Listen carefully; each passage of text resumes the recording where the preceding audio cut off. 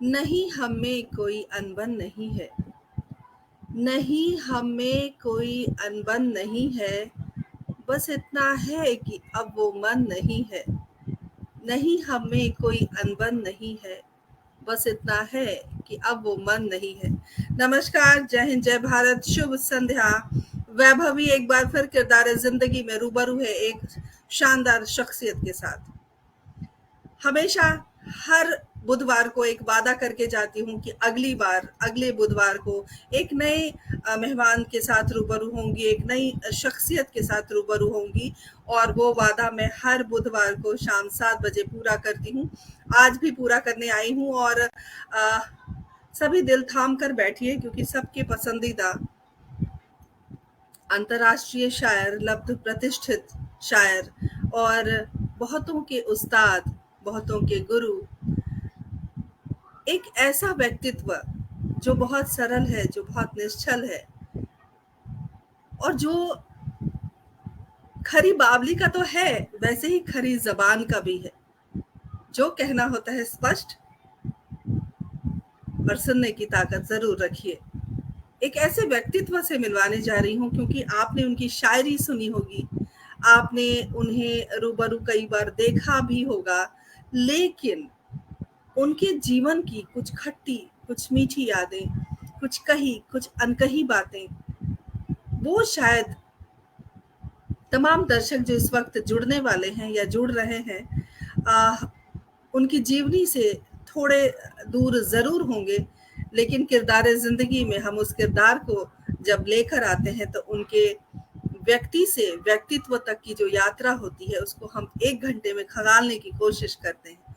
और आज बड़ी मुश्किल से बाबूजी कहे जाने वाले, उस्तादों के उस्ताद कहे जाने वाले और न जाने कितने नामों से अलंकृत एक ऐसी शख्सियत को मैं ढूंढ कर लेकर आई हूँ। हालांकि बड़ा मुश्किल काम था ये, लेकिन वैभवी जब ठानती है तो कर लेती है। उस शख्सियत से आपको मिलवाना चाहती हूँ।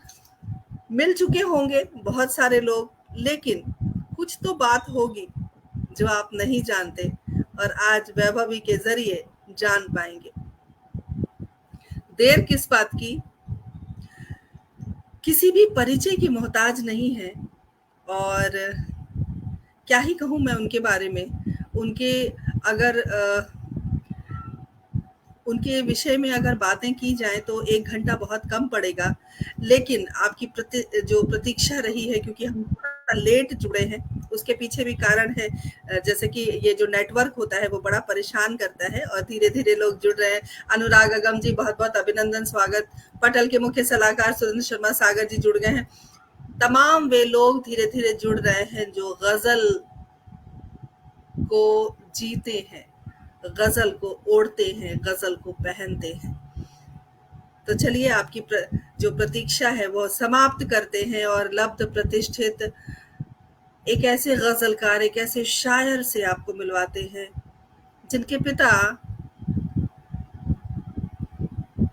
व्यापार करते थे कत्थे के, लेकिन किसी को पता नहीं था कि उनका पुत्र कत्थई आंखों पर शायरी करेगा। तो आइए उनसे हम रूबरू होते हैं, उनका इस्तकबाल करते हैं। बहुत-बहुत अभिनंदन, बहुत स्वागत है आपका और मैं बहुत शुक्रगुज़ार हूँ कि आपने हमारा निमंत्रण स्वीकार किया और हमारे कार्यक्रम का हिस्सा बने, हमारे साथ जुड़े और हमें धन्य किया आपने। बहुत-बहुत आपका आभार और बहुत-बहुत अभिनंदन। जी,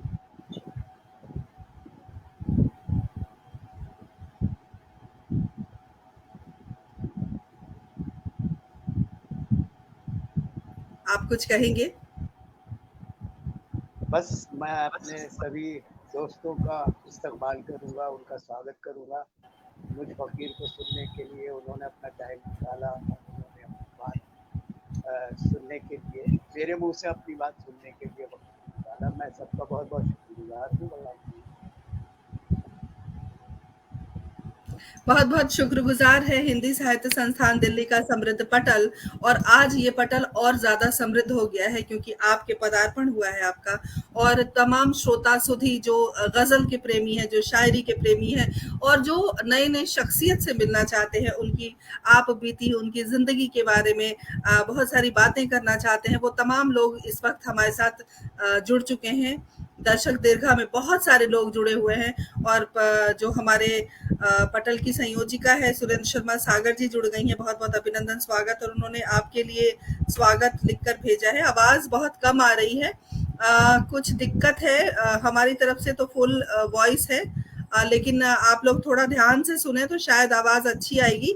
और सबसे पहले तो जिस तरीके से हम कार्यक्रम की शुरुआत करते हैं, हम चाहते हैं कि जो भी हमारे जो मेहमान आए हैं वो जरूर, क्योंकि खरी बावली से आप दुनिया जानती है, सब जानते हैं। और आपके जो पिता कत्थे का व्यापार किया करते थे, दूर दूर तक शायरी का कोई ऐसा माहौल नहीं था घर में। और वहां से एक शायर पैदा हुआ जिसने पूरी दुनिया को अपना मुरीद बना लिया। तो एक छोटी सी बात आपके परिवार के बारे में, आपके भाई बहन के बारे में जरूर हमारे दर्शक जानना चाहते हैं। जी जी बहुत बहुत ठीक है। पुनः अभिनंदन है आपका। जी जी नमस्कार।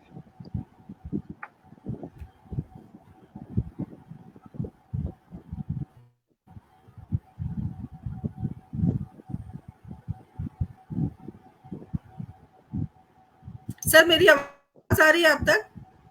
हाँ बेटा, मेरे पास आ रही है आवाज। हो जी, सकता है हम मेरी चाहते मंदी आ हैं कि रही आप हो। अपने, नहीं ठीक है, कोई बात नहीं है, आप अपने थोड़ा अपने परिवार के बारे में हमारे दर्शकों को बताएं। परिवार में हमारे जो पूर्वज, जो अजदाद, वो तो उत्तर प्रदेश से हुए, मोदी नगर से। लेकिन मैं खुद दिल्ली में ही पैदा हुआ, खारी बावली ईश्वर भवन, मैं उसमें पैदा हुआ, यही पला पढ़ा बड़ा हुआ और सारी तालीम यही हुई दिल्ली में मेरी। और बीकॉम मैंने किया दिल्ली यूनिवर्सिटी से, और फिर एमए का 1 साल किया गाजियाबाद से, एमएमएच कॉलेज से। तो ये तो किताबी तालीम रही, बाकी दुनियादारी की तालीम सारी पाता रहा जिंदगी में।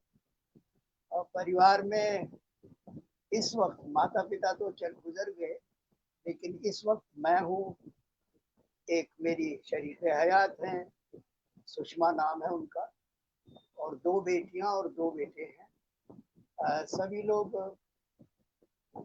मजबूत पाँ हैं, सभी लोग ठीक हैं, अपना अपना कर रहे हैं। सारी जिम्मेदारियों से मैं अब निवृत्त हूँ और समझिए रिटायर लाइफ जी रहा हूँ मजे से। शायरी और मैं अब 2 ही हैं, बीच में और कोई है। तो ये छोटी सी बात है। परिवार बहुत अच्छा है, सभी लोग बहुत कोऑपरेटिव हैं, सभी लोग बहुत संस्कार, मैं संस्कार ही दे पाया बच्चों को, और तो कोई बड़ी चीज नहीं दे पाया, लेकिन हाँ उन संस्कारों को उन्होंने दिया भी।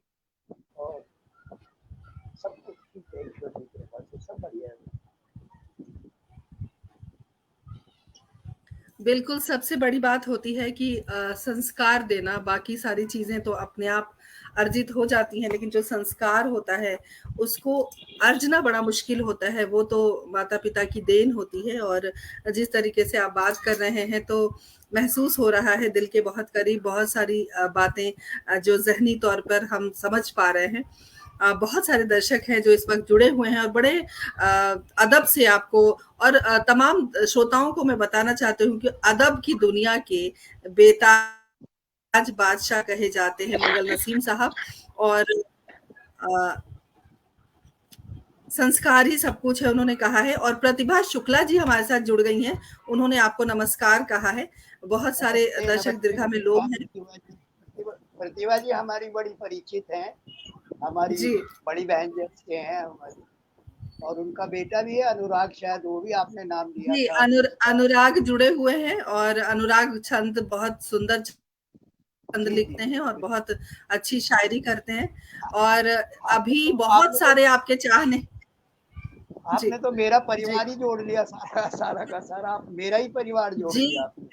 बिल्कुल, बिल्कुल सही कह रहे हैं और बहुत सारे बिछड़े हुए लोग भी आपको आज ऑनलाइन मिलेंगे और उद्देश्य ही कार्यक्रम का यही था कि इसी बहाने जो अ, वैसे रूबरू नहीं हो पाते, वैसे मिल नहीं पाते हैं, तो एक ज़रिया होता है ऑनलाइन आना या इस तरह के इवेंट को ऑर्गेनाइज़ करना, इस तरह के इवेंट को करना, जिससे हम अपनों से मिल सकते हैं क्योंकि ये एक कुंभ है जहाँ पर बिछड़े मिलते हैं। तो सभी का अभिनंदन स्वागत करती हूँ और आज का कार्यक्रम हम आगे बढ़ाते हैं। शिक्षा, परिवार बहुत मायने रखता है लेकिन पापा व्यापार था उससे बिल्कुल अलग आप इस दिशा में गए। तो सबसे पहला जो सवाल ज़हन में उठता है कि आखिर जब में कोई इस तरह का माहौल नहीं था, इस तरह का कोई वातावरण नहीं था जहाँ पर शायरी की जा सके, जहाँ पर गज़लें कही जा सकें, आपके अंदर रुचि कहाँ से पैदा हुई? ये ऐसा था वैभवी कि मैं उस वक्त बीकॉम में पढ़ता था। तो एक रोज मैं सड़क पे जा रहा था, सर झुकाए हुए, मेरी आदत है सर झुका के चलने की। तो मैं जा रहा था तो एक कागज मुझे नजर पड़ा। Hello, hello, hello.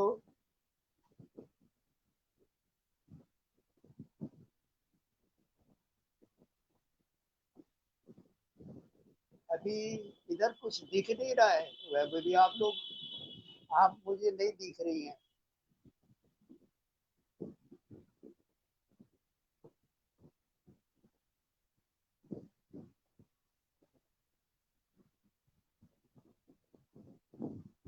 Hello,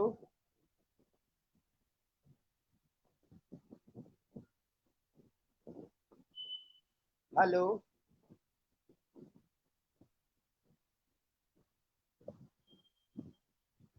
hello, hello.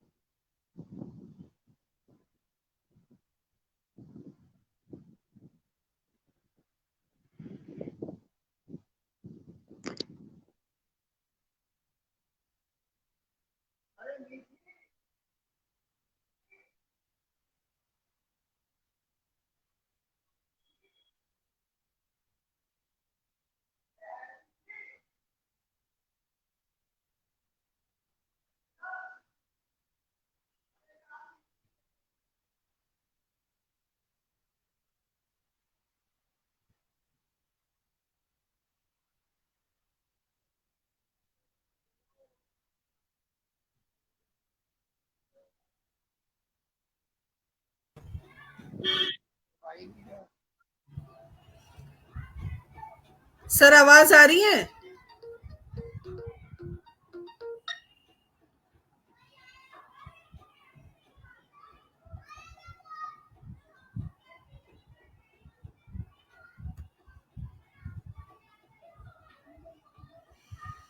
बाधा, मुश्किल और नेटवर्क की दिक्कत, इन सब परेशानियों से जब इंसान जूझता है तो कोई भी कार्यक्रम सुचारू रूप से चल नहीं पाता, और ये बड़ा दुर्भाग्य की बात है कि ऐसा आजकल बहुत हो रहा है। वाईफाई कनेक्शन घर में होने के बावजूद इस तरह की समस्या आती है।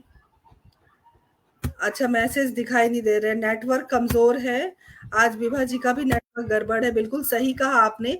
और ये हमेशा मैं कहती हूँ कि जो ये नेटवर्क है वो बिल्कुल दानव की तरह है, जो हर यज्ञ को भंग करने की कोशिश करता है। पुनः आपका स्वागत है, और आप अपनी वो बात जरूर कहें जब आप, मेरी आवाज पहुंच रही है आप तक? आवाज आ रही है? हाँ हाँ हाँ, आ रही है मुझे। जी, जिस प्रकार बीच मैंने में पूछा कि, जी, कि प्रश्न, बीच में नहीं आ रही थी, अब आ गया है। जी, जी। मैं ये पूछ रही थी कि आपके घर में शेरो शायरी का कोई माहौल नहीं था, उस बीच इतने उम्दा शायर कैसे पैदा हुए? दरअसल ये एक बड़ा अजीब सा वाकया था। मैं कॉलेज जी, में पढ़ता था, तो मैं जा रहा था, तो एक कागज पे, सड़क के किनारे एक कागज पे मेरी नजर पड़ी, तो मैंने वो कागज में पता नहीं क्या मुझे महसूस हुआ, मैंने वो उठा लिया। और जी, उठा के मैंने उसे पढ़ा, तो उसमें दो दो लाइनें थी। एक शेर था वो। जी, मैंने वो पढ़ा तो उस शेर ने मेरे जहन को बुरी तरह से झकझोर दिया। और फिर मैं उसको कागज को लेके चला आया, मैंने दो चार लोगों को दिखाया जो लोग जानते थे। तो वो बाद में मुझे पता चला कि मोमिन का शेर था। हकीम मोमिन खां मोमिन दिल्ली के बहुत बड़े शायर हुए, और वो गालिब के कंटेम्परेरी थे, गालिब के समकालीन दोस्त भी थे। तो उनका वो एक शेर मैंने जो पढ़ा, तो मुझे उस दिन महसूस हुआ कि शायरी में बड़ी ताकत है, और मुझे लगा कि मुझे भी करना है। तो बस एक लगन लग गई, एक धुन लग गई, और फिर उसके साथ रास्ते मिलते चले गए, लोग मिलते चले गए, ऐसे कि बस कारवां चल निकला। ये हुआ सारा। क्या हम जान सकते हैं कि वो कौन सा शेर था जिससे मंगल को मंगल नसीम बना दिया? हाँ हाँ, वो शेर मैं बताता हूँ। वो शेर ये था कि अब आया ध्यान ऐ आराम जा इस नामुरादी में, अब आया ध्यान ऐ आराम जा इस नामुरादी में, तुझे देना कफन भूला था मैं असवाबे शादी में। आ, तो ये ये शेर मुझे लगा कि ये दो मिसरे, ये दो सेंटेंसेस जो है ना, 200 पेजों पे भी भारी पड़ेंगे। अगर प्रोज में लिखा जाए ये बात, तो 200 पेज भी कम पड़ेंगे, जो एक शायर ने दो वाक्यों में कह दी बात। वो फिर बाद में मैंने वो पता किया कि वो कैसे शेर आया होगा उनके पास। तो छोटी सी बात ये थी कि उनकी बेटी थी, बहुत लाडली थी, उन्होंने उसकी शादी की, सब कुछ दहेज वगैरह दिया, और वो तीसरे दिन वो लड़की अपनी ससुराल में मर गई शादी के बाद। तो उनके मुंह से ये जब शेर निकला बेटी के मरने की खबर से, तो उन्होंने ख्याल सोचा बहुत देर तक, 2 दिन 3 दिन सोचते रहे, और फिर उनके मन में ख्याल आया कि मैंने अपनी बेटी को दहेज में कफन नहीं दिया। इसलिए वो नाराज होके तीसरे दिन ही चली गई, और मुझसे उसने ऐसे कफन मांग लिया। तो आ, शेर ने मुझे बहुत बहुत मुझे महसूस कराया। और फिर उसके बाद मुझे लगा कि शायरी करनी है मुझे। एक जुनून सवार हो गया सब में, एक उन्माद सवार हो गया कि मुझे शेर कहना है, और मैं कोशिश में लग गया। फिर उर्दू भी सीखी, और घर में माहौल नहीं था, लेकिन पता नहीं कैसे कैसे मैंने उर्दू सीखी। तो उस, और सीखने के बाद जी, जी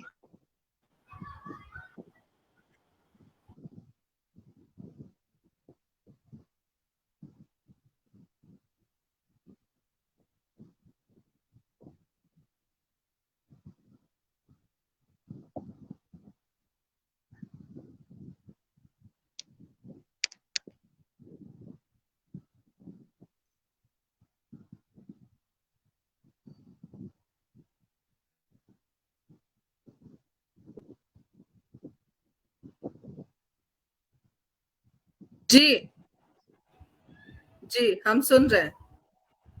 जी, आप सुन रहे हैं? जी, तो बस फिर मैंने घर में भी बड़ा छुप के चोरी से उर्दू सीखी। माहौल नहीं था, तो कट्टर सनातनी ब्राह्मण थे हम लोग। तो उर्दू का कोई वो नहीं था, लेकिन मैंने धीरे धीरे चोरी करके इधर उधर से जो है वो सीखी उर्दू, और सीखने के बाद फिर शेर कहना शुरू किए, और ईश्वर की कृपा रही कि उसने शायरी उतार दी दिलो दिमाग पे। ये सफर छोटा सा रहा। जी।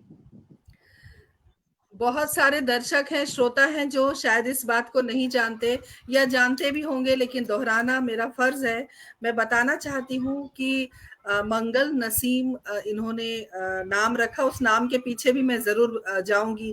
ज़रा हम गुफ्तगू करें कि आखिर ये नाम क्यों आपने चुना। लेकिन ये गौर ब्राह्मण है और बहुत सारे लोगों गलतफहमी हो जाती है कई बार। एक बार मुझे भी हुई थी बहुत टाइम पहले कि लेकिन गौर ब्राह्मण होने के बावजूद हिंदी और उर्दू उर्दू सीखना, और जैसे जैसे आपने बोला कि सनातनी परिवार, सनातनी परिवार, और छुप छुप के उर्दू सीखना, तो ये छुप छुप कर प्यार करने जैसा था बिल्कुल, कि अपने महबूब को या महबूबा को छुपा कर रखना है दुनिया की नजर से। तो कुछ इस तरीके का था आपका अनुभव? जी बिल्कुल, बिल्कुल।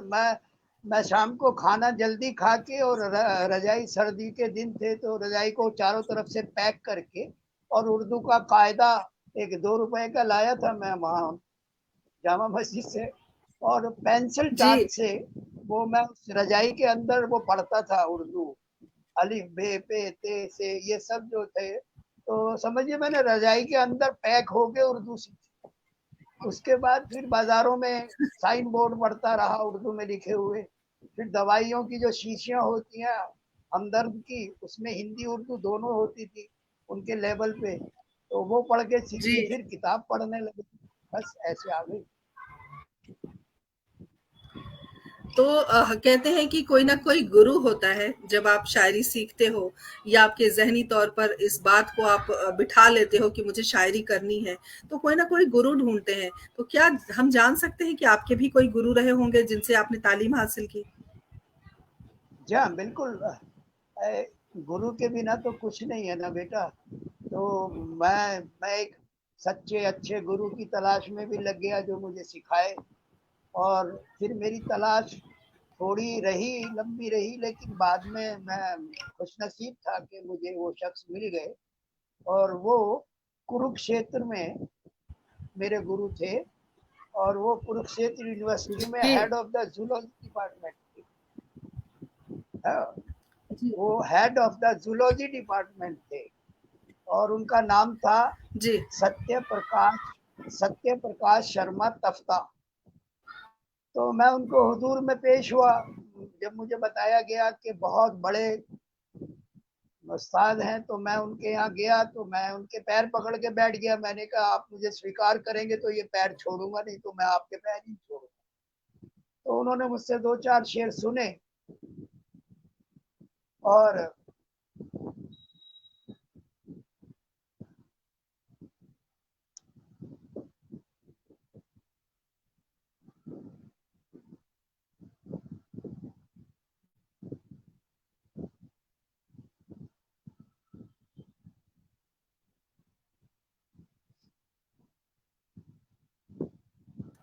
जी, कहें, आप कहें। शायद फिर नेटवर्क का प्रॉब्लम हुआ, मुझे आप दिख नहीं रहे थे। जी, जी, आप कहें, आप कहें। अब नेटवर्क की दिक्कत नहीं होगी, क्योंकि मैंने नेटवर्क की कान कान के नीचे 2 बजाकर उसको दुरुस्त कर दिया है। जी, आप कहें। तो बस मैं फिर उनके यहाँ गया, और उन्होंने मुझे स्वीकार किया। मेरा नसीब बहुत अच्छा था कि उन्होंने जी। मंजूर किया मुझे। मैं उनके साय में फिर सीखता रहा, पढ़ता रहा। आ, बहुत कुछ दिया उन्होंने। मैं अपनी, मतलब मैं जिंदगी में उनका एहसान तो उतारने तो दूर, उतारने की सोच भी नहीं सकता। जितना उन्होंने मुझे अपने सगी औलाद से ज्यादा रखा, और मुझे पढ़ाया, सिखाया, समझाया। जी, और अभी शायरी के तमाम जो उन्होंने मुझे बताए गुर, तो मैं जी। बड़ा एहसानमंद हूँ उनका, बहुत। आ, बस ये रहा। फिर शुरू हो गया, हम प्रोग्राम वगैरह करने लगे, फिर किताब भी आ गई, और हो गया, सब सहल हो गया, सब बड़ा आसान हो गया बेटा। बहुत सारे दर्शक श्रोता हमसे जुड़े हुए हैं इस वक्त और आपको सुनना चाहते हैं, आपसे आपसे रूबरू होने के लिए। मंजीत मीरा जी हमारे साथ जुड़ी हैं, ये जुड़ी हैं चंडीगढ़ से, बहुत बहुत अभिनंदन, स्वागत। निधि भार्गव मानवी हमारे साथ जुड़ी हुई हैं, बहुत बहुत अभिनंदन, स्वागत करती हूँ। और अनुराग अगम आपको बिलेटेड हैप्पी बर्थडे कह रहे हैं, तो आपकी तरफ से मैं उनको शुक्रिया अदा कर दूं। क्या कह रहे हैं अनुराग, क्या कह रहे हैं? जी, वो कह रहे हैं आपको जन्मदिन की शुभकामनाएं। अच्छा, उसे कहिए जीता रहे, खुश रहे।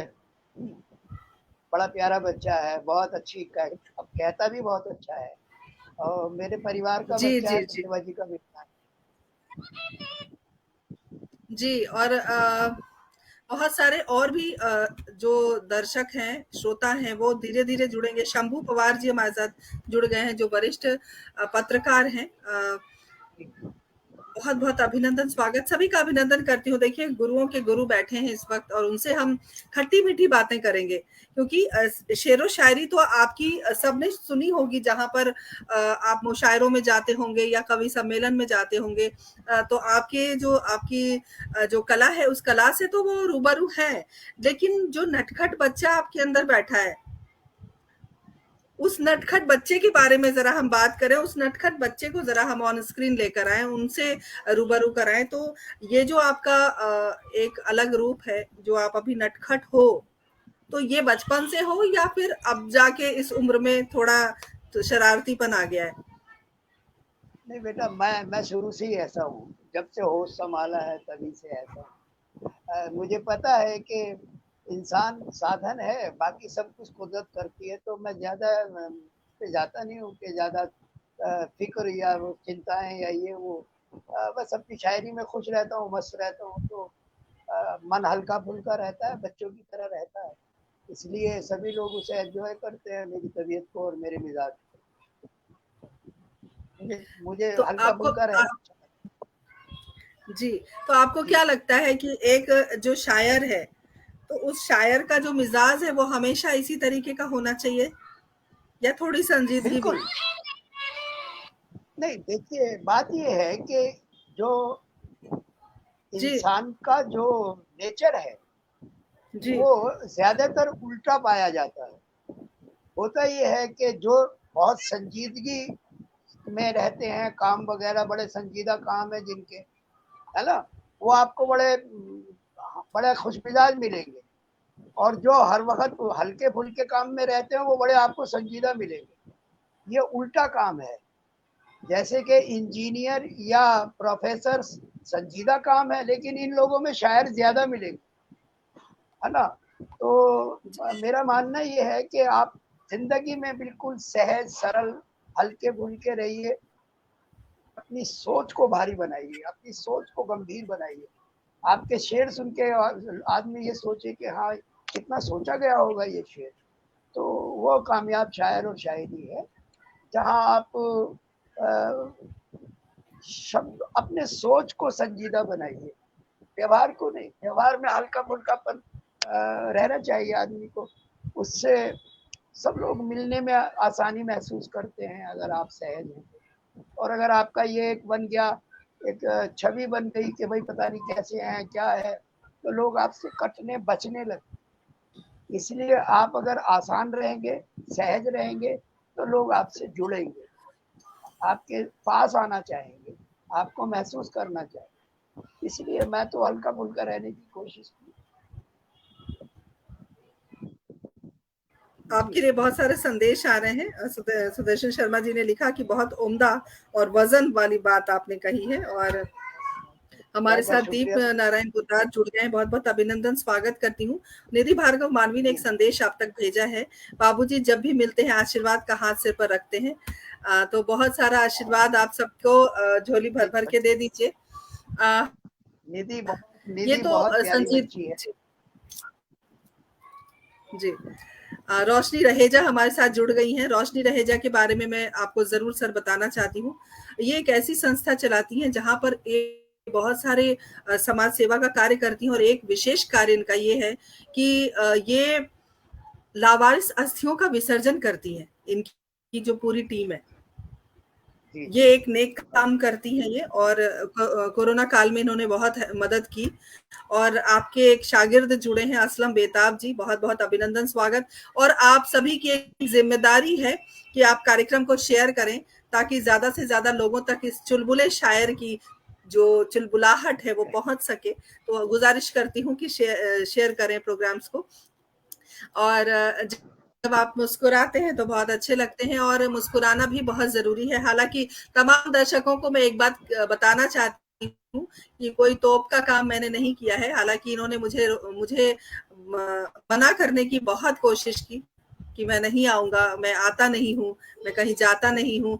लेकिन मैं भी जिद्दी थी, और मैंने कहा नहीं, मैं आपको इस कार्यक्रम का हिस्सा जरूर बनाऊंगी, क्योंकि मैं आने वाली पीढ़ी को कुछ देना चाहती हूँ इस कार्यक्रम के माध्यम से। बहुत सारी चीजें होती हैं, बहुत बारीकियां होती हैं शेरो शायरी में। अगर एक उस्ताद यहाँ पर आकर, जिनको लोग उस्ताद कहते हैं, जिनको गुरु मानते हैं, और इनके शिष्य भी हैं, 74 शिष्य हैं इनके, और इतने सारे शिष्य शिष्याओं के गुरु हैं, तो आने वाली पीढ़ी को जरूर कुछ ना कुछ देना चाहिए। इस कार्यक्रम के माध्यम से बस यही कोशिश है कि आपके अल्फाज आने वाली कलम तक पहुंचे और कुछ अच्छा हो सके। तो चलते हैं। मैं तो आपसे गुजारिश करूंगी कि आप कुछ शेरो शायरी हमें सुनाएं, ताकि हम भी आनंदित हो सकें। अच्छा, शेर भी सुनाना होगा। मैं तो सोचा था आप मुझसे बातें आपकी ही करेंगे। नहीं, बातें तो करूंगी, लेकिन कभी कभी थोड़ा थोड़ा तो वो थोड़े गोलगप्पे भी खाने चाहिए ना, कभी कभी मीठा, कभी कभी खट्टा। चलिए मैं गजल पढ़ता हूँ, 2-3 शेर पढ़ देता हूँ। वो यूं है इरशाद। बेटा कि वो तेरे हैं, तूने ये माना है क्या? वो तेरे हैं, तूने ये माना है क्या? ऐ मेरे दिल, तू कुछ दीवाना है क्या? वो क्या तेरे बात है, हैं, क्या तूने बात है। ये माना है क्या?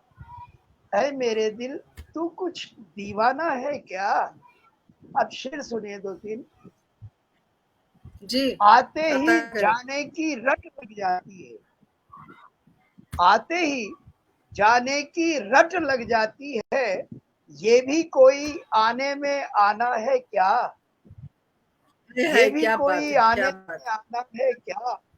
आते ही जाने की रट लग जाती है। ये भी कोई आने में आना है क्या?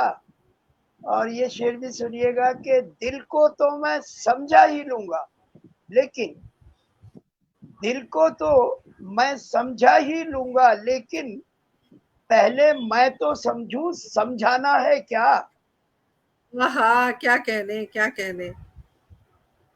दिल को तो मैं, बहुत शुक्रिया, जीते रहिए। दिल को तो मैं समझा ही लूंगा, लेकिन पहले मैं तो समझूं, समझाना है क्या? और ये शेर भी देखिएगा कि बेमतलब हंसने का मतलब भी गम है। बेमतलब हंसने का मतलब भी गम है। गम बस आंख में आंसू ही आना है क्या? क्या गम कहने, बस क्या कहने, आंख में क्या। आंसू ही आना है क्या? बेमतलब हंसने का मतलब भी गम है। गम बस आंख में आंसू ही आना है क्या? और एक आपने कहा कि मेरा मिजाज शरारती सा है। इस गजल का भी आखिरी शेर थोड़ी सी शरारत लिए हुए है, सुन लें। जिसको देखो हिलता डुलता आता है। जिसको देखो हिलता डुलता आता है। इस रास्ते में कोई मैखाना है क्या? ओहो, जिसको क्या बात है। देखो जिसको देखो हिलता डुलता आता है। इस रास्ते में कोई मैखाना है क्या? दिल को तो मैं समझा ही लूंगा, लेकिन पहले मैं तो समझूं, समझाना है क्या?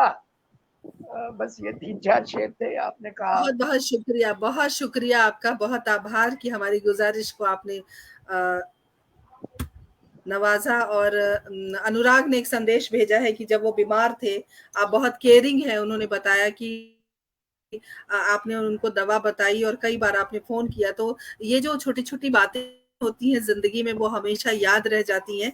और हमारे साथ सतीश कुमार दीक्षित जी भी जुड़ गए हैं, बहुत-बहुत अभिनंदन, स्वागत करती हूँ। सभी का स्वागत है, सभी का अभिनंदन है और सभी से एक ही गुज़ारिश है, कार्यक्रम को शेयर करते रहें, ज़्यादा से ज़्यादा लोगों तक बात ज़रूर पहुँचनी चाहिए, क्योंकि एक चुलबुला शायर हमारे यहाँ आज मेहमान बनकर आया है। तो ये तो बातें हो गई, लेकिन जो नई कलम है, जैसे आपकी जो पुस्तक आई, उस दोनों पुस्तकों में बहुत डिफरेंसेस थे, बहुत सालों का अंतर था। एक 1992 में आई, एक 2010 में आई, एक लंबा अरसा। तो क्या आपको लगता है, या और जो बहुत सारी पुस्तकें जो हर हर साल लोगों की पुस्तकें आती रहती हैं, शायरों की या फिर कहानियों की पुस्तकें, बहुत सारी पुस्तकें आती हैं, गैपिंग के बाद जो आता है उसमें ज्यादा मजा है? ये मैं कह सकती हूँ कि जाहिर तौर पे बात है कि अगर बच्चा हर साल पैदा हो तो बड़ी उलझन होती है, इससे बढ़िया है कि मुझे लगता है आप इत्तेफाक रखेंगे मेरी इस बात का, और क्या जवाब देना चाहेंगे आप इसके लिए?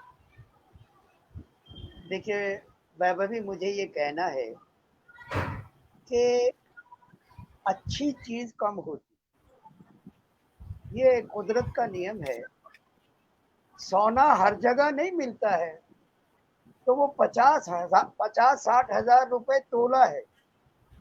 लोहा सब जगह मिलता है, तो वो 20-25 रुपए किलो है। तो जो चीज मिकदार में कम होगी, आप क्वांटिटी पे मत जाइए, क्वालिटी पे जाइए। क्या और बात अगर क्वालिटी क्या आपके काम में है ना।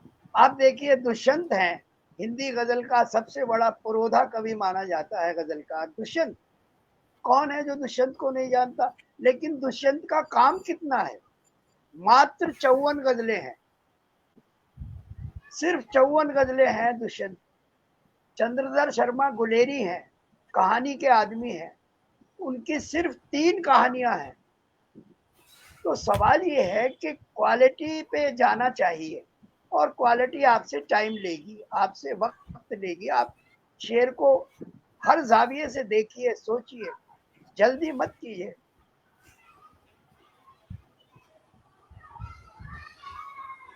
होंगे तब भी शायरी हो रही होगी। सवाल ये है कि आपने इस मैदान में आके क्या किया। आप गंगा में, गजल की गंगा में आपने आचमन किया, स्नान किया, आचमन किया, या उसमें कूड़ा फेंका? तो मेरा मानना ये है कि कम कहिए, अच्छा कहिए। ज्यादा कहना कोई क्वालिटी नहीं है, ज्यादा कहना कोई बड़ी बात नहीं है। बुजुर्ग लोग गांव में भी कहते हैं कम बोलो कम खाओ। तो ये कम बोलो वाली बात है। मैंने अपनी जिंदगी में आज तक 123 गजलें कही हैं। मैं इस वक्त 69 में चल रहा हूँ, 70, अगले साल 70 में पहुंच जाऊंगा।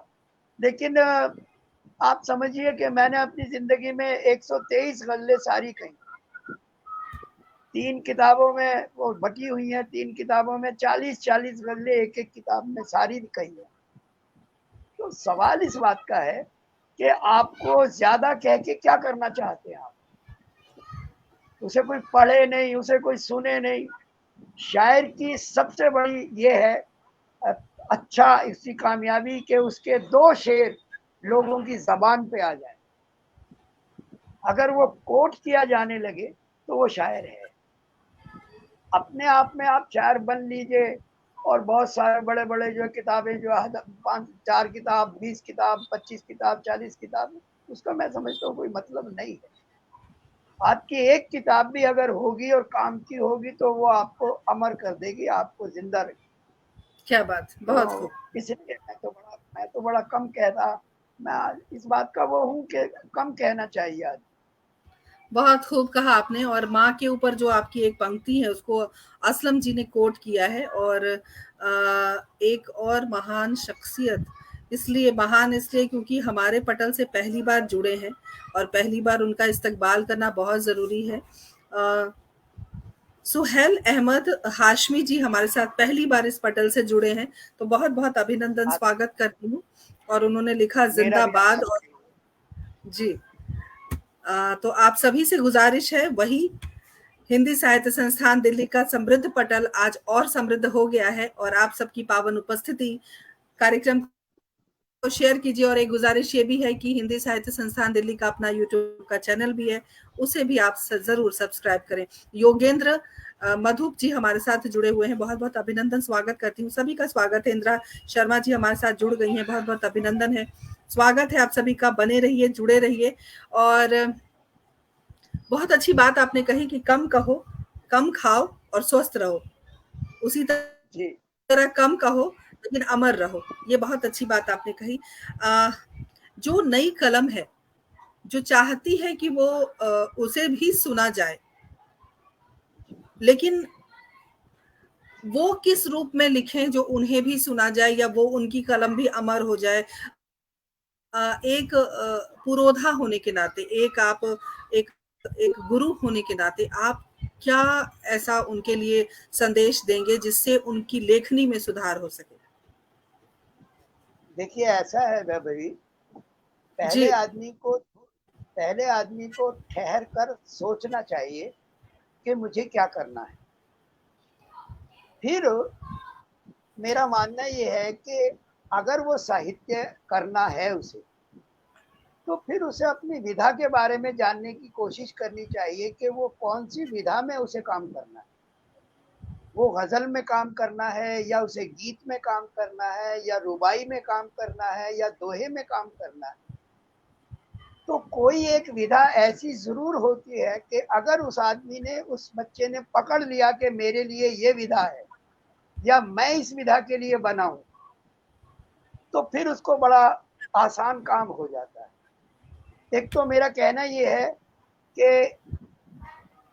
हर तरफ हाथ पैर नहीं मारने चाहिए, अपनी विधा चुनिए, उस विधा की गहराई में जाइए और उसके बाद उसमें अपना सृजन लाइए, अपना काम लाइए। आप जैसे मुझे ये समझ में आ गया था कि मैं गजल के लिए हूँ, तो मैंने गजल ही की, मैंने कुछ और कोई विधा नहीं करी, कभी भी नहीं करी मैंने गीत या कोई और दोहा।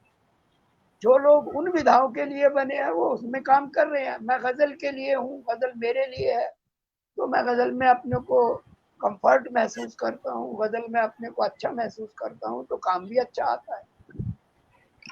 तो मुझे ये कहना है कि विधा चुनिए, फिर उस विधा की बारीकियां देखिए और फिर उसमें काम करिए, यकीनन आपको सफलता मिलेगी। एक बात और मेरे जहन में आ रही है, वो भी हम चाहेंगे कि हम इस विषय पर, चूंकि आपको हमने यहाँ आमंत्रित किया, आप गुरु भी हैं और कुछ चीजें हम भी जानना चाहते हैं, सीखना चाहते हैं। सबसे पहले तो गजलें कही जाती हैं, जो व्यक्ति ये कहे कि गजल लिखा है, तो आप समझिए आपकी आपकी तजुर्बा के अनुसार कि उन्हें गजल का ग नहीं पता। दूसरी बात ये कि अगर जो गजलें हैं, अगर आपके जो तलफ़ुज़ है वो अगर नहीं है सही, तो फिर वो गजल वहां मर जाती है, शेर मर जाते हैं। तो इस विषय पर जो बहुत सारे ऐसे लोग हैं जो उनका जो उच्चारण है वो शुद्ध नहीं है, तो कविता के रूप में भी कविताई भी खत्म हो जाती है जब आप अशुद्ध बोलते हैं, और गजल के साथ भी सेम कंडीशन है। तो उस वक्त आप क्या कहेंगे उसके बारे में?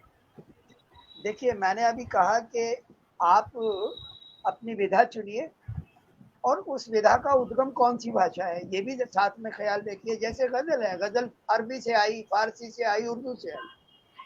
अब आप जब उर्दू पहले जानिए, सीखिए। मैंने भी उर्दू पढ़ी पहले, शायरी करने से पहले मैं जानता था कि उर्दू जाने बगैर गजल में नहीं कुछ हो सकता अच्छा। अब ये जो उच्चारण, जो आपने तलफ़ुज़ की बात की, ये बेहद कीमती बात है बेटा। इस जबान में, तलफ़ुज़ में कई बार अनर्थ हो जाता है। जैसे मैं आपको कहूँ, वैभवी तुम तो बहुत जलील हो, अब आपको अगर वो नहीं पता है तो आपको गुस्सा आ जाएगा। आप अभी ये सब बंद करके और मुझे एक दो बातें करके भाग जाओगे, कहोगे ये क्या है, कैसा आदमी है ये, हम इतना मान दे रहे हैं, ये हमें जलील कह रहा है। लेकिन बेटा मैं आपको जलील कह रहा हूँ, मैं 1000 बार जलील कहूंगा, क्योंकि जलील माने पवित्र। जी, और तेजस्वी, जलील होता है जिससे गुस्सा और आ जाए। अगर जी, और अगर उसके नीचे नुक्ता लग जाए, जलील हो नुक्ता जाए। लग जाती है, वो तो जलील हो जाएगा। जलील माने नीच, कमीना, निकृष्ट। तो अब मैं आपको जलील कह रहा हूं, तो आपको खुश होना चाहिए। लेकिन बिल्कुल, दूसरे कोई बहुत सारे लफ्ज हैं, जैसे फन। फन, अब अगर फा के नीचे जर्रा है, फन है, तो फन माने होता कला। कहते हैं कि ये बहुत बड़े फनकार हैं, है ना। और आप वो जर्रा हटाइए, जी, हटा दीजिए, तो आएगा फन। फन होता है सांप का। तो अगर आप फनकार को फनकार बोलोगे तो वो सांप हो जाएगा, नाग हो जाएगा वो फनकार, है ना। जैसे फलक है, फलक माने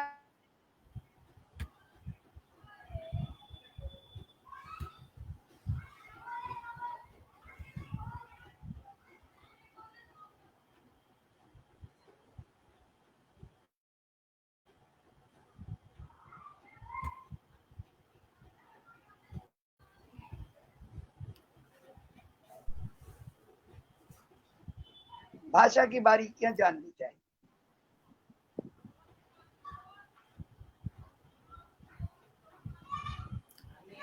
मेरी आवाज़ पहुँच रही है आप तक? आवाज़ आ रही है? हाँ, आ रही है। जी बेटा, आ रही जी, है, जी। आ रही है। बिल्कुल सही कहा आपने, भाषा का ज्ञान होना बहुत ज़रूरी है। और जब आप क्योंकि बहुत मुलायमियत से ग़ज़ल कही जाती है, बहुत सुंदर अल्फ़ाज़ होते हैं, और उस वक़्त आपको उन सब बातों का विशेष ध्यान रखना चाहिए। और ये सवाल सिर्फ़ इसलिए नई कलम को एक नई राह मिल सके। और जो आपकी ज़िंदगी रही है, इतने वर्ष बीत गए मंचों पर, और इतने वर्ष बीत गए आपके जो शागिर्दों के इर्द-गिर्द, तो एक अनुभव होता है व्यक्ति विशेष का, एक अनुभव। तो वो जो अनुभव आपका रहा, वो किस रूप में रहा है? और आगे अभी जैसे आपका पब्लिकेशन भी है, तो वो भी कार्य आप कर रहे हैं। मतलब इस उम्र में भी आप बिल्कुल जिंदा दिल की तरह लगे हुए हैं। एक जिंदा दिली जो बरकरार होती है एक व्यक्ति के अंदर, कि नहीं, मुझे कुछ बहुत कुछ करना है। और एक कह सकते हैं कि एक ऊर्जावान व्यक्ति, जो कि आप मुझे दिखाई दे रहे हैं, और तमाम दर्शक भी इस बात को ज़रूर समझेंगे कि शायद मैं सही कह रही हूँ। तो उस वक़्त जब इतने सारे अनुभवों को आपने सहेजा हुआ है, तो कोई ऐसा अनुभव जिसको आप चाहते हैं कि पटल पर आप शेयर कर सकें, आप बता सकें? कोई ऐसी बात? बेटा, अनुभव तो बहुत है, बहुत अनुभव है। और मेरी याददाश्त भी बड़ी ज़्यादा ठीक है। तो मैं अगर उस जंगल में चला गया तो पता नहीं सुबह हो जाएगी। लेकिन हाँ, एक दो बात चीज़ें ऐसी हैं जो याद रह जाती। जैसे मैं जयपुर मशायरे में गया, तो वहाँ एक लड़का आया, सर्दी का टाइम था, उसने कंबल लपेटा हुआ था, और उसने बताया कि वो 16 किलोमीटर साइकिल चला के आया मुझे सुनने। तो बोला, सर मैं आपको सुनने आया हूँ। और वो सारी रात बैठा रहा मुशायरे में। तो जब वो सुबह जाने लगा, मुझे पैर छू के जाने लगा, तो मैंने कहा, बेटा ऐसा तो नहीं कि आप सिर्फ सुनने आए थे, आप भी कुछ कहते होगे। प्रीति त्रिपाठी, जीती रहिए बेटा, खुश रहिए। मुझे जी, मुझे दिख पा रही हो। प्रीति जी हमारे साथ जुड़ी हैं। जी, जी। स्वागत है आपका जीती प्रीति जी। रहो। ये सब मेरे बड़े प्यारे बच्चे हैं। सुदर्शन जी, नमस्कार आपको बहुत।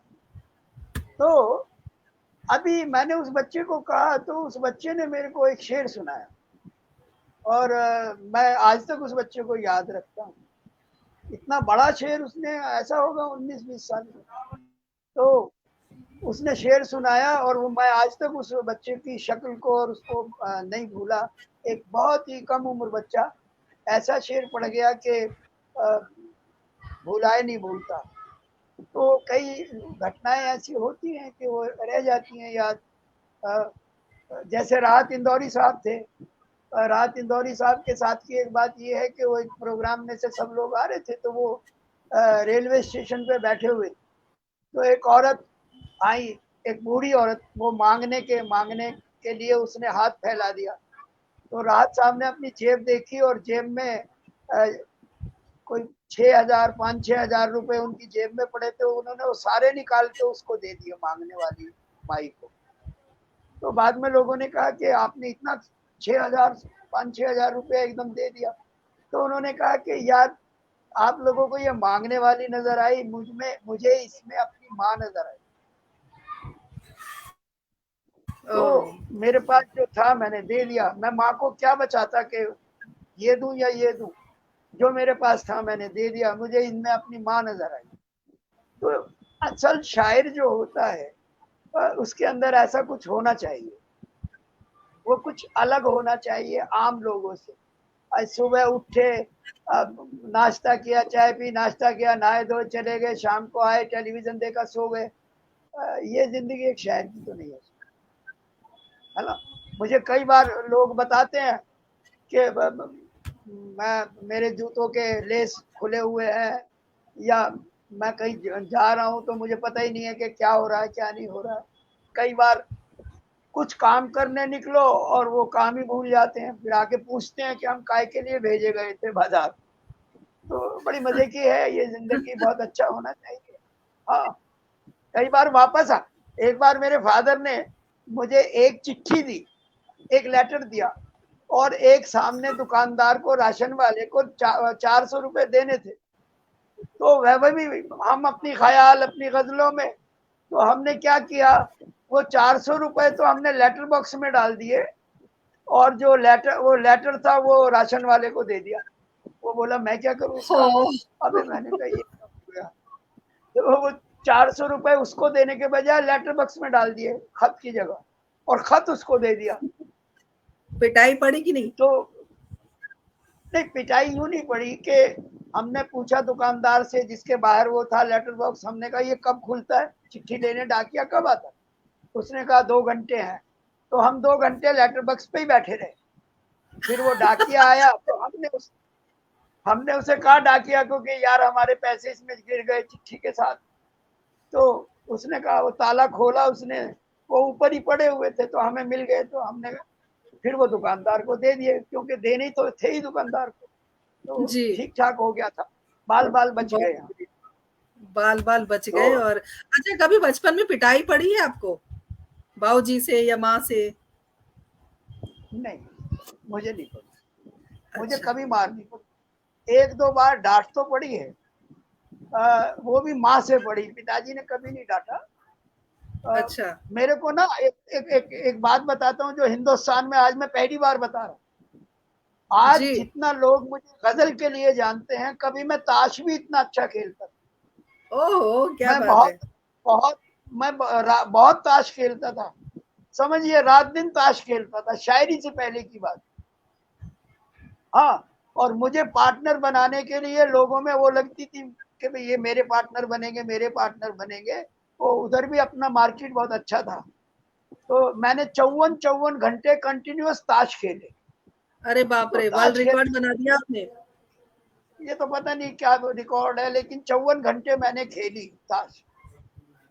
तो अब सवाल ये है कि जो किया वो पूरे मन से किया। क्रिकेट खेली, कॉलेज कॉलेज तक खेले, बैडमिंटन खेली, कॉलेज लेवल तक खेले, ताश खेले, अपने इलाके के चैंपियन रहे। शायरी करी, उसमें भी ठीक ठाक है, लोग महसूस करते हैं कि हाँ अच्छे शायर हैं। तो जो करो, सर्वोत्तम से कम पे समझौता मत करो, जो करो बेस्ट करो, नहीं तो मत करो। और कर रहे हैं लोग, अच्छा कर रहे हैं सारा, तो मेरा मानना है घिसट घिसट के कोई काम मत करो, बढ़िया करो। बिल्कुल सही कहा आपने कि जो करना है बढ़िया से करो और दिल से करो और खुश होकर करो। अगर बाल-बाल बचे, बहुत सारे संदेश आए हैं। मंजीत जी ने लिखा कि बाल-बाल बच गए आप, तो ये भी एक नहीं अच्छी नहीं, घटना।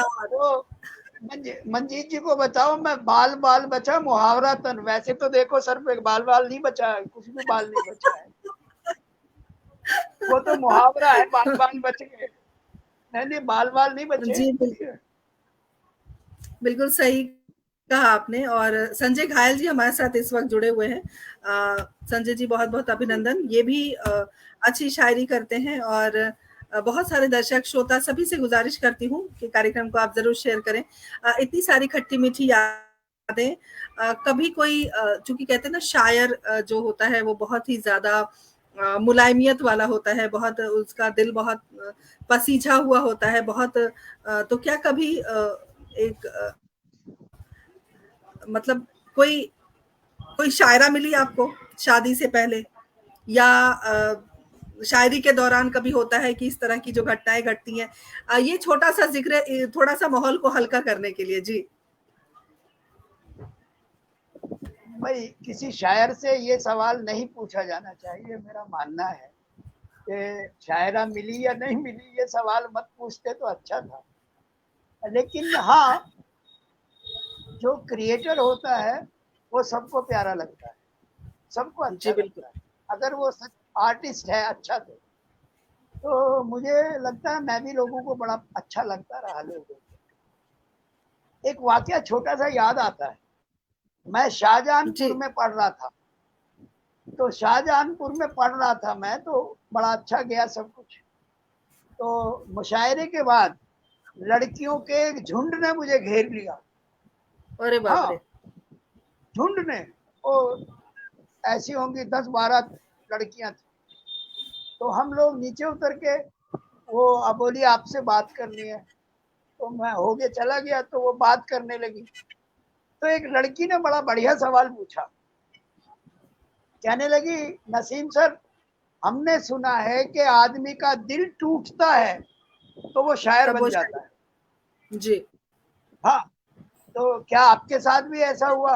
आप इतने अच्छा शेर कहते हैं, तो आपका भी दिल टूटा, किसी ने दिल तोड़ा तो आप शायर बने?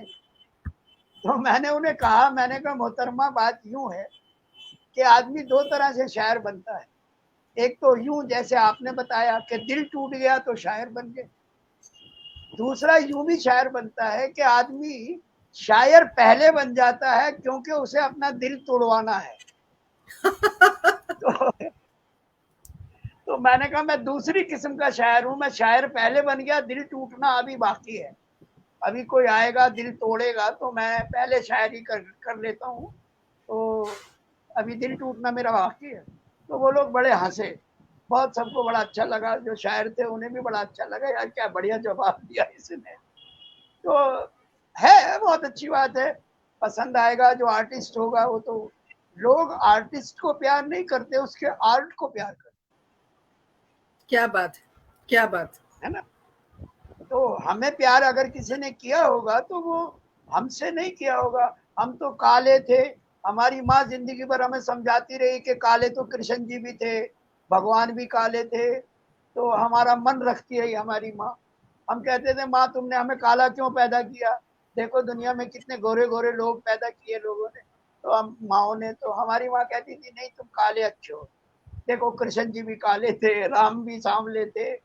तो हमारा मन रखती रही। तो हम में ऐसा कुछ नहीं था कि लोग हमें प्यार करते पसंद करते, लेकिन ये जरूर था कि काम ने चारों तरफ, देखो मैं किसान का बेटा है, और किसान का बेटा, गांव का मेरा सारा माहौल, और कलम ने, शायरी ने, काम ने हवाई जहाज में बिठाया, विदेश घुमाया, आधी दुनिया मुझे घुमाई। भारत के राष्ट्रपति जी ने मेरे को बुलाया राष्ट्रपति भवन में सुनने के लिए, और हिंदुस्तान भर में जिंदगी भर पढ़ता रहा। मुझ में ऐसा कुछ नहीं था, काम था जो सब कुछ देता रहा। तो मैं तो ये मानता हूँ प्रीति कि काम अगर बढ़िया है तो आप भी अच्छे। प्रीति त्रिपाठी जी ने आपके लिए लिखा है कि आप सबसे अच्छे हैं बाबूजी। तो ये सारी जो बातें होती हैं, जो कमेंट्स के रूप में आ रहे हैं, वो सबकी भावनाएं हैं जो यहाँ पर ओतप्रोत हो रही हैं और व्यक्त हो रही हैं। और समय किस रूप में आगे बढ़ता है पता नहीं चलता, लेकिन चूंकि हम थोड़े लालची किस्म के इंसान हैं और हमारे जो दर्शक दीर्घा में लोग हैं वो भी बड़े लालची हैं, तो हम चाहेंगे चंद शेर और आप सुनाएं। अच्छा, मैं सुनाता हूँ। एक गजल बहुत पसंद थी, लोगों को बहुत पसंद आई, मैं उसके कुछ शेर जी। सुनाता हूँ। वो जी। शेर यूं है कि वो जख्म उसने हाल में जलते हुए दिए, वो जख्म उसने हाल में जलते हुए दिए, रखने पड़े मिसाल में जलते हुए दिए। हाँ, क्या बात है। रखने पड़े मिसाल में जलते हुए दिए। और दो स्केच हैं इसमें, शब्दों के चित्र हैं। देखिए शब्द से कैसे चित्र बनाया जाता है। पूजा के थाल जैसा वो चेहरा लगा मुझे, पूजा आहा, के थाल जैसा, पूजा के थाल जैसा वो चेहरा लगा मुझे, दो नैन जैसे थाल में जलते हुए दिए, दो नैन आह, जैसे क्या थाल बात है। में जलते हुए दिए। पूजा के थाल जैसा वो चेहरा लगा मुझे, दो नैन जैसे थाल में जलते हुए दिए। और एक और चित्र देखिए, मेहंदी रची हथेलियां लहरों ने चूम ली, मेहंदी रची हथेलियां लहरों ने चूम ली, छोड़े जब उसने ताल में जलते हुए दिए, छोड़े क्या जब बात है, उसने क्या बात ताल में। मेहंदी रची हथेलियां लहरों ने चूम ली, छोड़े जब उसने ताल में जलते हुए दिए। एक और तस्वीर देखिए, घूंघट उठा तो नूर में हर शय नहा उठी, घूंघट उठा तो नूर में हर शय नहा उठी, सहमे शबे विसाल में जलते हुए दिए, क्या सहमे बात है। शबे विसाल में जलते हुए दिए। और गजल का आखिरी शेर कि आंधी का दूर दूर तलक कुछ पता नहीं, आंधी का दूर दूर तलक कुछ पता नहीं, रहना न इस ख्याल में जलते हुए दिए, रहना आहा, न इस क्या बात है, ख्याल क्या में बात। जलते हुए दिए। आंधी का दूर दूर तलक कुछ पता नहीं, रहना न इस ख्याल में जलते हुए दिए, वो जख्म उसने हाल में जलते हुए दिए, रखने पड़े मिसाल में जलते हुए दिए। बस पांच क्या पांच बात है, शेर की बहुत बहुत गजल कहता हूँ। शुक्रगुजार हैं। जी, जी, बहुत शुक्रिया। और हमारी बात आपने रखी, और संजय कुमार गिरी हमारे साथ जुड़ गए हैं, बहुत बहुत अभिनंदन, स्वागत। और हमारे साथ गुणवीर राणा जी जुड़े हुए हैं, बहुत बहुत अभिनंदन, स्वागत करती हूँ। सभी का अभिनंदन है, सभी का स्वागत है। और सब आपके आपको चाहने वाले, आपको पसंद करने वाले, आपको गुरु मानने वाले लोग इस वक्त जुड़े हुए हैं और बने हुए हैं। और जो शेर अभी आपने सुनाए वो अनुराग गगम की पसंद के हैं, और उन्होंने मैसेज भेजा था, मैंने फ्लैश किया था। वो चाहते थे कि आप इसको जरूर पढ़ें, और आपने पढ़ भी दिया, उनकी मुराद पूरी हो गई। हालांकि ये संदेश मैंने आप तक पहुंचाया नहीं था। बहुत अच्छा अनुभव और जिंदगी के जो तजुर्बात हैं, एक लंबा अरसा आपने शायरी को दिया, एक लंबा अरसा आपने जीवन को दिया, इतने सारे बसंत आपने देखे, सारा जो एक एक पूरा अनुभव का जो एक पिटारा आपके पास है, उसको आपने उड़ेलने की कोशिश की, और हम उसमें सराबोर होने की कोशिश कर रहे थे। और बड़ा अच्छा लग रहा है, समय आपके साथ बीत रहा है, और जितने लोग हैं सब आनंदित हैं, सब सुधी श्रोता सब सब मजे में हैं इस वक्त, और बड़े धैर्य से आपको सुन भी रहे हैं। सोच रहे हैं कि जो आपको गुरु मानते हैं वो ये सोच रहे हैं कि कोई ऐसा गुर आज उनको मिल जाए जो उनकी लेखनी और प्रखर हो जाए। तो ऐसे ऐसे विचार उनके मन में जरूर चल रहे होंगे। और मंचों से एक बड़ा वास्ता आपका रहा है। तो एक सवाल मेरे जहन में ये है कि उस दौर में भी जब एक से बढ़कर एक कवि हुआ करते थे, तो वहां भी कंपटीशन था, जिस जिस तरह से अब कंपटीशन, अब प्रतिस्पर्धाएं जो चल रही हैं, उस समय का दौर वैसा था, या खुशनुमा दौर था वो? तो वो दौर बहुत खुशनुमा दौर था। तो मुझे ये कहते हुए बड़ा मेरे दिल पे वजन और बोझ पड़ रहा है कि आज वो वो हमारा वक्त था, उसका 4-5% नहीं रह गया। मुझे बड़ा दुख है। नई पीढ़ी बड़ी टैलेंटेड है, इसमें कोई शक नहीं, बहुत प्रतिभावान है, बहुत अच्छा कह रही है, कर रही है, लेकिन ये मंचों पे जो बाजारवाद और जो ये कमर्शलाइजेशन हो गया, इससे कभी कभी बड़ा दुखी होता है। और मंचों की मेरी नजर में एक शब्द ही आता है कि दुर्दशा सी होने लगी है। जिन मंचों पे कभी पंत जी थे, कभी राजा थे, कभी बच्चन जी थे, या आज की पीढ़ी में किशन सरोज जी थे, नीरज जी थे, भारत भूषण जी थे, उर्दू में डॉक्टर बशीर बद्र थे, ऐसे लोग थे, तिखार इमाम साहब थे, उनको देख के शायरी करने को मन करता, उनको सुन के शेर कहने को मन करता। लेकिन आज कोई ऐसा शख्स नहीं दिखता है मंच पे जिसको देख के लगे कि हम ऐसा कहें, हम अच्छा करें। आज पैसा बहुत हावी हो गया है, मंच पे पैसा बहुत ज्यादा, और पैसे ने मंच की शक्ल बिगाड़। मैंने 6 साल पहले सब जाना छोड़ दिया था, इसलिए जाना छोड़ दिया था कि मेरा मन नहीं लगने लगा था, मेरा मन बहुत उदास, बड़ा अजीब हो जाता था। सब कुछ प्रोफेशनली, सब कुछ व्यावसायीकरण, हर चीज में बाजारवाद, तो मेरा मन फिर कम करने लगा, नहीं करने लगा। फिर मैंने 6 बरस पहले बहुत कम कर दिया। जाता हूँ कहीं से बहुत अच्छा लोग हो, कहीं बहुत अच्छा मंच हो तो मैं जरूर जाता हूँ, लेकिन हर बार नहीं जाता, हर जगह नहीं जाता। बहुत उम्दा बात कही आपने, और बहुत अच्छी बात, बहुत उम्दा बात, और बहुत सटीक भी, क्योंकि परिस्थितियां जिस तरीके से इस वक्त हैं, इस दौर में हैं, तो आप जैसे अनुभवी जब इस तरह की बातें करते हैं तो शायद आने वाली पीढ़ी या नई पीढ़ी को जो इस प्रतिस्पर्धा के दौर में, इस होड़ में जो शामिल हैं, उनको शायद थोड़ी बात समझ में आए। खैर, क्या कहूँ, निशब्द हूँ। इतनी सारी बातें, इतना समय आपने दिया, इतना मेरे लिए और मेरे पटल के लिए बहुत सौभाग्य का विषय है कि आप पधारे और आपने अपने जीवन की एक यात्रा के कुछ अंश पेश किए, क्योंकि 1 घंटे में किसी का जीवन व्यक्त करना बड़ा मुश्किल काम है। हमने कोशिश की कि थोड़ी थोड़ी बातें जो लोग नहीं जानते आपके बारे में, वो हम यहाँ पर साझा करें, क्योंकि गज़लें और आपके शेर तो दुनिया में मशहूर है, लेकिन छोटी-छोटी जो बातें होती हैं ज़िंदगी की, वो हम आम तौर पर किसी से बोल नहीं पाते, किसी से कहते नहीं हैं और ज़रूरत महसूस नहीं करते। लेकिन इस पटल के माध्यम से आपने वो सारी बातें कहीं, उसके लिए हम हृदय से आभार व्यक्त करते हैं। और चलते-चलते क्या संदेश आपने देना चाहेंगे आप?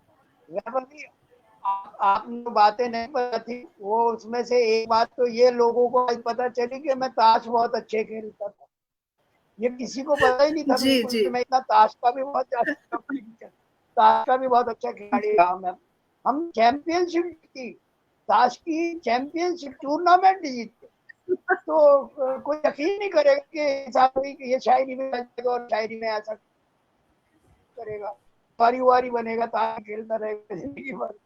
लेकिन फिर एकदम से छोड़ दिया था, मतलब एकदम छोड़ दिया। आई तो उसने बाकी सब चीजें दूर कर दी, शायरी के होके रह गए। लगा यहाँ सब कुछ है। सबसे बड़ी बात ये है कि अगर जैसे अमूमन घरों में ताश को बहुत ज़्यादा अब तो प्रचलन हो गया है, अब लोग बहुत ईज़ी वे में इन सब चीज़ों को लेते हैं, लेकिन जब जिस दौर के आप हैं, वहाँ पर अगर किसी ने ताश खेला तो माँ-बाप बड़े वो गुस्सा होते थे, कहते थे ये बच्चा कौन-सी दिशा में जा रहा है। और इस पटल पर आकर आपने खुल्लम-खुल्ला इस बात को माना कि आप एक ताश के पसंदीदा व्यक्ति थे और मास्टर थे। और बोलना अपने आप में ये बहुत बड़ी बात है कि आपके अंदर जो एक एक तरह का ये कला भी है और कमी भी है। अगर हम सभ्य समाज की नजर में देखें तो लोग कहेंगे कि ताश अच्छी चीज नहीं होती है, लेकिन यहाँ पर आकर एक्सेप्ट करना ये बहुत बड़ी बात है। और मैं कह रही थी ना कि किरदार जिंदगी में किरदार की जिंदगी को खंगालने की कोशिश हम करते हैं, तो कुछ ना कुछ तो ऐसा आपकी जिंदगी का हम यहाँ निकालने की कोशिश करेंगे जो लोगों को मालूम नहीं है। शेर व शायरी सब जानते हैं कि आप क्या लिखते हैं और क्या कहते हैं और जिंदगी भर आपने क्या किया, लेकिन ये छोटी छोटी जो बातें थी, वो जो बारीकियां थी जिंदगी की, वो 1 घंटा बड़ा सुखद रहा है। और मैं गुजारिश करूंगी कि चलते चलते एक छोटा सा संदेश आप जरूर दें। देखिए, मुझे सिर्फ इतना कहना है कि आप जो कर रहे हैं या करने जा रहे हैं, उसके बारे में आपको पूरी तरह से जानकारी होनी चाहिए कि आप क्या करना चाहते हैं, क्या करने जा रहे हैं, क्या करेंगे। इसका एक बात तो ये कि जो करना है वो बेस्ट करना है।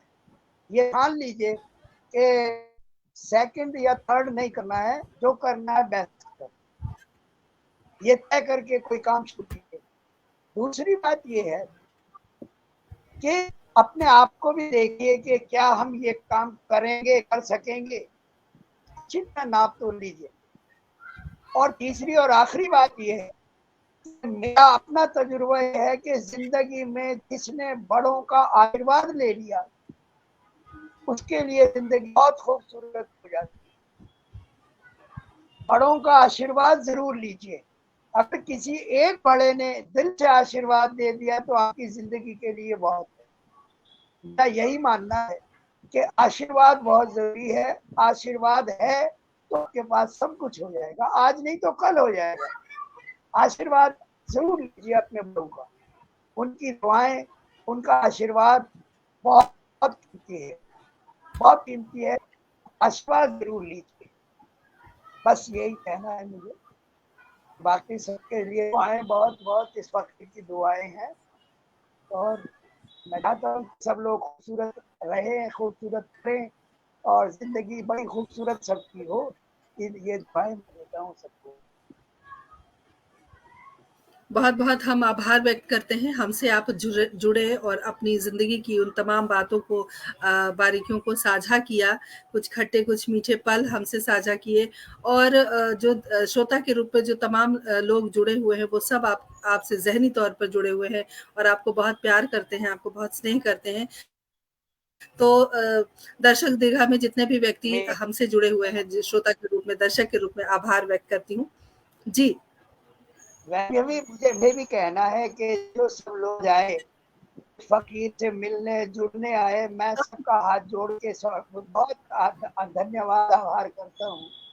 मुझे नहीं पता कि मुझसे मिलने भी, मुझे सुनने भी कोई आ जाएगा, लेकिन आपने नाम दिए तो मैं सबके लिए बड़ा सर झुका के सबको नमस्ते कहता हूँ, सबका आभार। बहुत बहुत आभार हम व्यक्त करते हैं। और हमारे साथ अनीता सेठी वर्मा जी जुड़ गई हैं, बहुत बहुत अभिनंदन, स्वागत करती हूँ। बहुत सारे दर्शक श्रोता जो एक बार मैं पुनः सबका नाम दोहराना चाहती हूँ कार्यक्रम को स्थगित करने से पहले, और इस वादा के साथ कि अगली बार फिर नए शख्सियत के साथ रूबरू होंगी। हमारे साथ सुदर्शन शर्मा सुधी जी जुड़ी हुई हैं, अनुराग अगम हमारे साथ बने हुए हैं, पटल के मुख्य सलाहकार हमारे साथ बने हुए हैं, सुरेंद्र शर्मा सागर जी, संजय कुमार गिरी जी हमारे साथ बने हुए हैं, प्रीति त्रिपाठी हमारे साथ बनी हुई हैं, गुणवीर राणा जी हमारे साथ बने हुए हैं, हमारे साथ असलम बेताब जी बने हुए हैं, इंदिरा शर्मा जी हमारे साथ बनी हुई हैं। उसके अलावा और भी सतीश कुमार दीक्षित जी बने हुए हमारे साथ, रोशनी रहेजा हमारे साथ बनी हुई हैं, संजय घायल जी हमारे साथ बने हुए हैं। सभी का अभिनंदन और हृदय से आभार व्यक्त करती हूँ। हमारे कार्यक्रम की शोभा आपने बढ़ाई। और मैं एक बात, निधि भार्गव मानवी हमारे साथ लगातार बनी हुई है। सभी हमें हमेशा कहती हूँ। अच्छा, मिनाल अग्रवाल जी हमसे अभी अभी जुड़े हैं, बहुत बहुत अभिनंदन, स्वागत। आप हैं तो हम हैं, आपकी वजह से ही हमारा कार्यक्रम चलता है, और आप जिस तरह से संजीदा होकर हमारे कार्यक्रम का हिस्सा बनते हैं, उसके लिए तहे दिल से शुक्रिया अदा करती हूँ। और बाबूजी के नाम से अलंकृत एक खास व्यक्तित्व जो इस वक्त स्टूडियो में मौजूद हैं, हमारे सबके प्रिय आदरणीय मंगल नसीम जी। तो मैं क्या कहूँ, बस इतना कहूँगी कि हमेशा के लिए हम आपके आभारी हैं कि आपने आमंत्रण स्वीकार किया और हमारे स्टूडियो में पधारे और इतनी सारी हमारे साथ बातचीत की। तो हृदय से हिंदी साहित्य संस्थान दिल्ली का पटल और व्यक्तिगत तौर पर मैं दोनों आभार व्यक्त करते हैं। बहुत बहुत आभार आपका।